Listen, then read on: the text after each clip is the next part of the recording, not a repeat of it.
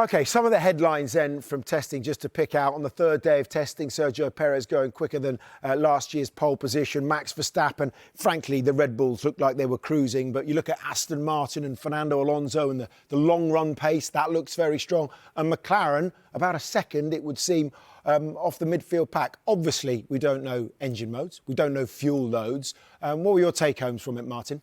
It seems to me that it's Red Bull out front with Ferrari gamely chasing hard after them. Mercedes look like they've got potential but scratching their head a little bit on their car. Maybe Aston Martin then leading what will be a frantic midfield was my takeaway.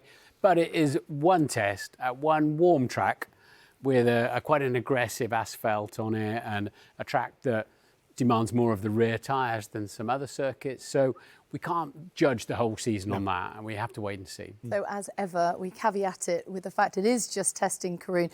Something that spoke to me, though, in those grabs was just how relaxed Max Verstappen looks. He's got an evolution of this car, as we've said. He finished the season on such a high, and he just seems in a great place right now. I think it's the first year Max heads into a season as the clear favourite. You know, last year we had so many unknowns with the new regulations. He's now a double world champion. He drove superbly last year, you know, the new degree of maturity and experience.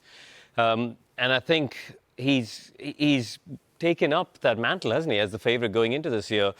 And they're going to be very hard to beat. For me, the battles behind are interesting. You know, Fernando Alonso, you mentioned there, Simon, about the long runs. There's value in Fernando Alonso as much as the car. You know, when it comes to a Sunday, how many years have you stood in the commentary box and said, that is the guy, lap after lap, apex after apex, is the one you want? You know, Fernando's consistency, the value he's bringing to Aston isn't just in the cockpit. Yeah. It's that overall presence he's got, setup direction, development direction. And I think, for me, they're the dark horse this season. They're the ones to watch. And, you know, is there more to come from Ferrari? Of course, there's going to be more to come from Ferrari. We know that. But what about Mercedes as well? We saw on the last day of testing a kind of impromptu meeting between the drivers and senior management.